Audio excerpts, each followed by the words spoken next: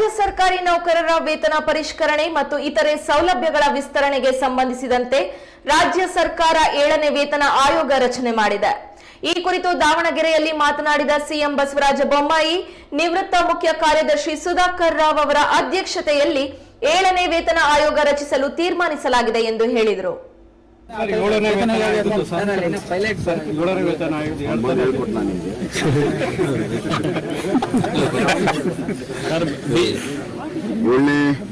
ಆಯೋಗ ರಚನೆ ಮಾಡಲು ತೀರ್ಮಾನವನ್ನು ಮಾಡಿದ್ದೇವೆ.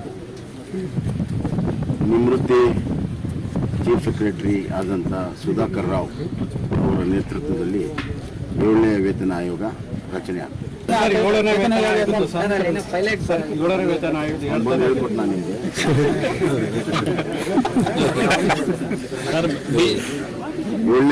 ವೇತನ ಆಯೋಗ ರಚನೆ ಮಾಡಲು ತೀರ್ಮಾನವನ್ನು ಮಾಡಿದ್ದೇವೆ. ನಿವೃತ್ತ ಚೀಫ್ ಸೆಕ್ರೆಟರಿ ಆದಂಥ ಸುಧಾಕರ್ ರಾವ್ ಅವರ ನೇತೃತ್ವದಲ್ಲಿ 7ನೇ ವೇತನ ಆಯೋಗ ರಚನೆ ಆಗಿದೆ.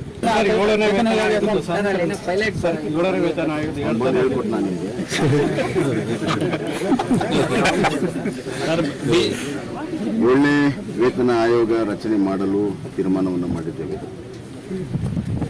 ನಿವೃತ್ತ ಚೀಫ್ ಸೆಕ್ರೆಟರಿ ಆದಂಥ ಸುಧಾಕರ್ ರಾವ್ ಅವರ ನೇತೃತ್ವದಲ್ಲಿ 7ನೇ ವೇತನ ಆಯೋಗ ರಚನೆ ಆಗಿದೆ.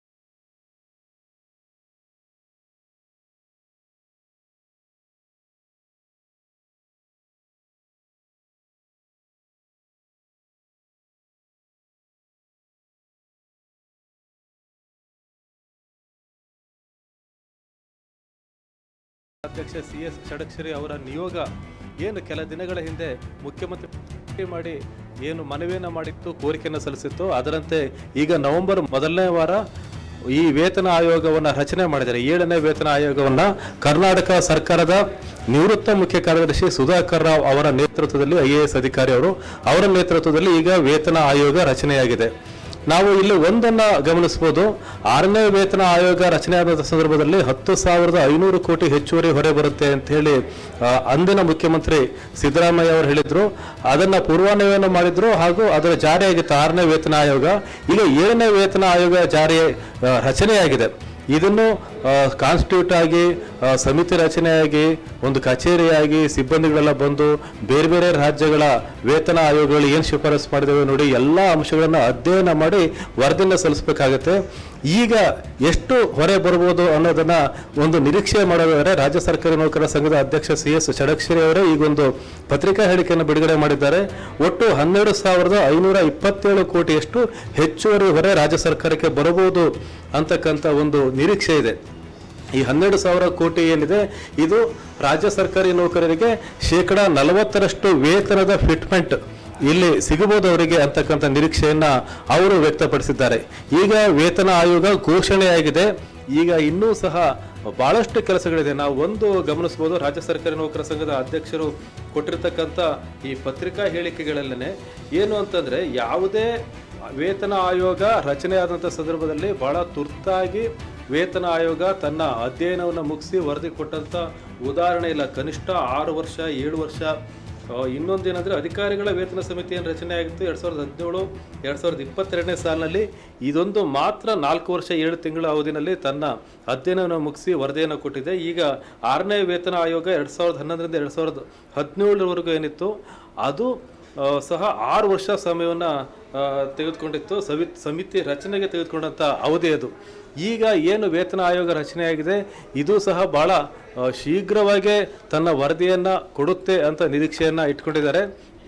ರಾಜ್ಯ ಸರ್ಕಾರಿ ನೌಕರರ ಸಂಘದ ಅಧ್ಯಕ್ಷ ಸಿ.ಎಸ್. ಷಡಕ್ಷರಿ ಅವರು ಪದೇ ಪದೇ ರಾಜ್ಯ ಸರ್ಕಾರಿ ನೌಕರರಿಗೆ ಹೇಳ್ತಾ ಇದ್ದಂಥ ವಿಷಯ ಏನಂದರೆ, ಇದೇ ಆರ್ಥಿಕ ವರ್ಷದಲ್ಲಿ ವೇತನ ಆಯೋಗ ರಚನೆಯಾಗಿ ಆ ವೇತನ ಆಯೋಗದ ಶಿಫಾರಸುಗಳು ಸಹ ಸರ್ಕಾರಕ್ಕೆ ಬಂದು ಅದು ಅನುಷ್ಠಾನಕ್ಕೆ ಬರುತ್ತೆ ಅಂತ ಹೇಳಿ. ಬಹುಶಃ ಇನ್ನೊಂದು 3-4 ತಿಂಗಳಲ್ಲಿ ಚುನಾವಣೆ ಘೋಷಣೆ ಆಗ್ತಕ್ಕಂಥ ನಿರೀಕ್ಷೆ ಇದೆ. ಇನ್ನು 2 ಅಧಿವೇಶನಗಳು ಬಾಕಿ ಇದೆ. ಅಷ್ಟರಲ್ಲೇ ಈ ತೀರ್ಮಾನ ಆಗಬೇಕಾಗಿದೆ. ಸಮಿತಿ ತನ್ನ ಕೆಲಸವನ್ನು ಮುಗಿಸಿ ಆಯೋಗದ ವರದಿಯನ್ನು ಸಲ್ಲಿಸಬೇಕಾಗಿದೆ. ಅದು ಅಷ್ಟು ಶೀಘ್ರದಲ್ಲಿ ಆಗುತ್ತಾ ಅನ್ನೋದು ಈಗ ಇರತಕ್ಕಂಥ ಪ್ರಶ್ನೆ. ಬಹಳ ಶೀಘ್ರವೇ ಆಗುತ್ತೆ ಅಂತಕ್ಕಂಥ ಭರವಸೆಯನ್ನ ನಿರೀಕ್ಷೆಯನ್ನ ರಾಜ್ಯ ಸರ್ಕಾರ ನೌಕರರು ಇಟ್ಕೊಂಡಿದ್ದಾರೆ.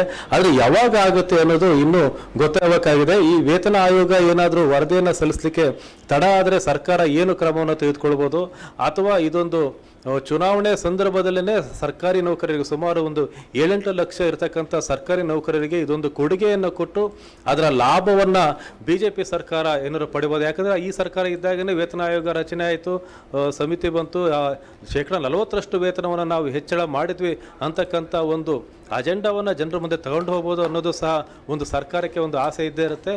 ಆ ಪ್ರಯತ್ನವನ್ನು ಸಹ BJP ಸರ್ಕಾರ ಮಾಡ್ಬೋದಾ ಈ ಚುನಾವಣೆ ಘೋಷಣೆ ಆದಕ್ಕಿಂತ ಮುಂಚೆನೇ ಕೊನೆಯ ಬಜೆಟ್ನಲ್ಲಿ, ಈ ಬಾರಿ ಬಜೆಟ್ನಲ್ಲಿ ಏನು ಇದಕ್ಕೆ ಬೇಕಾದಂಥ 12,000 ಕೋಟಿಯಷ್ಟು ಅನುದಾನವನ್ನು ಮೀಸಲಿಟ್ಟು ಘೋಷಣೆ ಮಾಡ್ಬೋದಾ, ಅಥವಾ ಮಧ್ಯಂತರ ಪರಿಹಾರವನ್ನು ಸಹ ಸರ್ಕಾರಿ ನೌಕರರಿಗೆ ಕೊಡ್ಬೋದಾ, ಅಥವಾ ಸಂಪುಟ ಉಪಸಮಿತಿಯ ನಿರ್ಧಾರವನ್ನೇ ತೆಗೆದುಕೊಂಡು ಏನಾದರೂ ವೇತನವನ್ನು ಹೆಚ್ಚಳ ಮಾಡ್ಬೋದಾ, ಇವೆಲ್ಲವೂ ಸಹ ಉತ್ತರ ಸಿಗಲಿಕ್ಕೆ ಇನ್ನೂ ಸಮಯ ಬೇಕಾಗುತ್ತೆ. ಈಗ ರಾಜ್ಯ ಸರ್ಕಾರಿ ನೌಕರರಿಗೆ ಏನು ವೇತನ ಆಯೋಗ ರಚನೆಯಾಗಿದೆ ಈಗ ಸುಧಾಕರ್ ರಾವ್ ಅವರ ಅಧ್ಯಕ್ಷತೆಯಲ್ಲಿ, ಇದು ಒಂದು ಸದ್ಯದ ಒಂದು ಖುಷಿಯ ವಿಷಯ. ಆದಷ್ಟು ಬೇಗ ಈ ವೇತನ ಆಯೋಗ ತನ್ನ ಶಿಫಾರಸನ್ನು ಸರ್ಕಾರಕ್ಕೆ ಸಲ್ಲಿಸಿ ಅನುಷ್ಠಾನ ಆಗಲಿ ಅಂತೇಳಿ ಎಲ್ಲ ಸರ್ಕಾರಿ ನೌಕರರು ಬಯಸ್ತಾ ಇದ್ದಾರೆ. ನಂದಿನಿ, ಹಾಗಾದ್ರೆ ಚುನಾವಣೆ 2-3 ತಿಂಗಳಲ್ಲಿದೆ. ಈ ಸಂದರ್ಭದಲ್ಲಿ 7ನೇ ವೇತನ ಆಯೋಗವನ್ನ ಆ ವರದಿಯನ್ನ ಸಲ್ಲಿಸಿ ಅನುಷ್ಠಾನಕ್ಕೆ ತರೋದು ಸಾಧ್ಯನಾ? ಈಗ ಏನು ವೇತನ ಆಯೋಗ ರಚನೆಯಾಗಿದೆ ಅಧ್ಯಯನ ಮಾಡಬೇಕಾಗುತ್ತೆ. ಮೊಟ್ಟ ಮೊದಲನೇದಾಗಿ ಬೇರೆ ರಾಜ್ಯಗಳಲ್ಲಿ ವೇತನ ಆಯೋಗಗಳು ಏನು ಕೆಲಸ ಮಾಡಿದ್ದಾವೆ, ಎಷ್ಟು ವೇತನವನ್ನು ಹೆಚ್ಚಳ ಮಾಡಿದ್ದಾರೆ, ಬೇರೆ ಏನಾದರೂ ವೇತನ ಕಡಿಮೆ ಮಾಡಿದರೆ ಯಾವ ಕಾರಣಕ್ಕೆ ಮಾಡಿದ್ದಾರೆ, ಕಡಿಮೆ ಶಿಫಾರಸು ಮಾಡಿದರೆ ಯಾವ ಕಾರಣದಿಂದ ಈ ತೀರ್ಮಾನವನ್ನು ಬೇರೆ ರಾಜ್ಯಗಳು ತೆಗೆದುಕೊಂಡಿದ್ದಾವೆ ಅಂತ ಅಧ್ಯಯನ ಮಾಡಬೇಕಾಗುತ್ತೆ. ಕೇಂದ್ರ ಸರ್ಕಾರ ಯಾವ ಥರ ಕ್ರಮ ತೆಗೆದುಕೊಂಡಿದೆ ನೋಡಬೇಕಾಗುತ್ತೆ. ಜೊತೆಗೆ ರಾಜ್ಯದ ಆರ್ಥಿಕ ಪರಿಸ್ಥಿತಿ ಹೇಗಿದೆ, ಈ 12,000 ಕೋಟಿಯಷ್ಟು ಅದಕ್ಕಿಂತ ಹೆಚ್ಚು ಕೋಟಿಯಷ್ಟು ಹಣವನ್ನು ಸರ್ಕಾರಿ ನೌಕರರಿಗೆ ವಿನಿಯೋಗ ಮಾಡಿದರೆ ರಾಜ್ಯದ ಆರ್ಥಿಕ ಸ್ಥಿತಿ ಏನಾಗುತ್ತೆ ಅನ್ನೋದನ್ನು ಅಧ್ಯಯನ ಮಾಡಬೇಕಾಗುತ್ತೆ. ಮತ್ತು ಏನಿದೆ GDP ಗ್ರೋತ್ ಏನಿದೆ ಅದು, ಮತ್ತು ದಿನನಿತ್ಯದ ಏನು ವಸ್ತು ಬೆಲೆ ಏರಿಕೆ ಆಗ್ತಾ ಇದೆ, ವಸ್ತುಗಳ ಬೇರಿಕೆ, ಅದಕ್ಕೆ ಸರಿಯಾಗಿ ಎಷ್ಟು ವೇತನವನ್ನು ಹೆಚ್ಚು ಮಾಡ್ಬೋದು ಅನ್ನೋದನ್ನು ಅಧ್ಯಯನ ಮಾಡಬೇಕಾಗುತ್ತೆ. ಈ ಎಲ್ಲ ಅಧ್ಯಯನ ಮಾಡಲಿಕ್ಕೆ ಸಾಕಷ್ಟು ಸಮಯವೇ ಬೇಕಾಗುತ್ತೆ. 1 ವಾರ 10 ದಿನದಲ್ಲಿ ಆಗ್ತಕ್ಕಂಥ ಕೆಲಸ ಅಲ್ಲ, 1 ತಿಂಗಳಲ್ಲಿ ಆಗ್ತಕ್ಕಂಥ ಕೆಲಸವಲ್ಲ. ಹಾಗಾಗಿ ಸಾಕಷ್ಟು ಅವಧಿ ಬೇಕಾಗುತ್ತೆ. ಆದರೆ ಎಷ್ಟು ಸುದೀರ್ಘವಾಗಿ, ಎಷ್ಟು ತ್ವರಿತವಾಗಿ ಈ ಸುಧಾಕರ್ ಅವರ ನೇತೃತ್ವದ ಏನು 7ನೇ ವೇತನ ಆಯೋಗ ಅಧ್ಯಯನವನ್ನು ಮುಗಿಸಿ ಶಿಫಾರಸನ್ನು ಸಲ್ಲಿಸುತ್ತೆ ಅನ್ನೋದನ್ನು ನೋಡಬೇಕಾಗಿದೆ. ಈಗ ಫೆಬ್ರವರಿ ತಿಂಗಳಲ್ಲಿ ಬಹುತೇಕ ಬಜೆಟ್ ಮಂಡನೆಗೆ ಎಲ್ಲ ಥರದ ಸಿದ್ಧತೆಗಳು ಸಹ ನಡೆಯುತ್ತೆ. ಯಾವ್ಯಾವ ಇಲಾಖೆಗೆ ಎಷ್ಟೆಷ್ಟು ಅನುದಾನವನ್ನು ನಿಗದಿ ಮಾಡಬೇಕು ಅಂತಕ್ಕಂಥ ಸಭೆಗಳು ಸಹ ನಡೀತವೆ.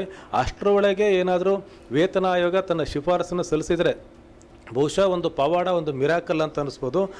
ಅದನ್ನೇನಾದರೂ ಸಲ್ಲಿಸಿದರೆ ಬಜೆಟ್ನಲ್ಲೇ ಅಥವಾ ಅದಕ್ಕಿಂತ ಮುಂಚೆನೇ ರಾಜ್ಯ ಸರ್ಕಾರ ವೇತನ ಆಯೋಗದ ಶಿಫಾರಸುಗಳ ಅನುಷ್ಠಾನವನ್ನು ಸಹ ಮಾಡ್ಬೋದು.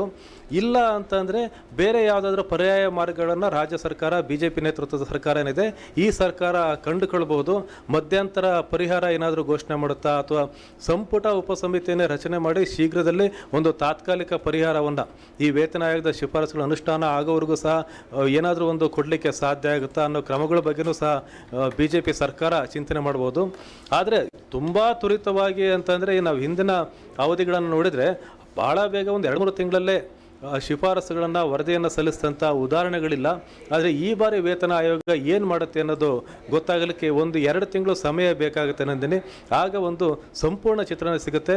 ರಾಜ್ಯ ಸರ್ಕಾರಿ ನೌಕರರಿಗೆ ವೇತನ ಆಯೋಗ ರಚನೆಯಾಗಿದ್ದಷ್ಟೇ ಖುಷಿನ, ಅಥವಾ ಅದರ ಫಲವೂ ಸಹ ಈ ಬಾರಿಯ ಆರ್ಥಿಕ ವರ್ಷ ಮುಗಿದ ನಂತರ ಏನು ಮುಂದಿನ ವರ್ಷದ ಆರ್ಥಿಕ ವರ್ಷ ಶುರುವಾಗುತ್ತೆ ಏಪ್ರಿಲ್ 1ರಿಂದ, ಆವಾಗಲಿಂದನೇ ಅನ್ವಯ ಆಗುತ್ತಾ ಅಂತ ಅವರು ಸಹ ಕಾಯ್ತಾ ಇದ್ದಾರೆ. ಯಾಕಂದರೆ 6ನೇ ವೇತನ ಆಯೋಗದ ಅವಧಿ ಈಗಾಗಲೇ ಶಿಫಾರಸುಗಳೇನಿತ್ತು ಜೂನ್ನಲ್ಲೇ ಮುಗಿದಿದೆ.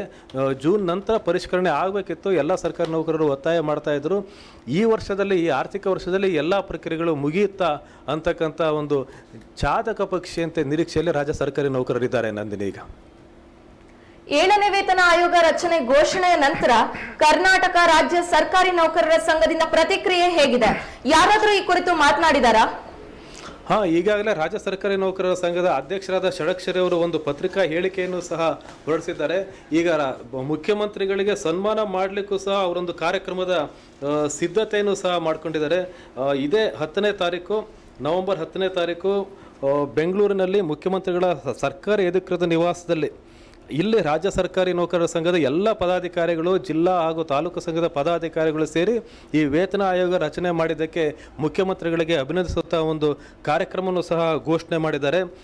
ಇದು ಬಹಳ ನಿರೀಕ್ಷಿತ. ನಾವು ಮುಖ್ಯಮಂತ್ರಿಗಳಿಗೆ ಸನ್ಮಾನ ಮಾಡ್ತೇವೆ, ವೇತನ ಆಯೋಗ ರಚನೆ ಆಗುತ್ತೆ ಅಂತೇಳಿ ಬಹಳ ಭರವಸೆಯಲ್ಲಿ ರಾಜ್ಯ ಸರ್ಕಾರಿ ನೌಕರರ ಸಂಘದ ಅಧ್ಯಕ್ಷ ಷಡಕ್ಷರಿ ಅವರು ಮಾತಾಡ್ತಾ ಇದ್ರು.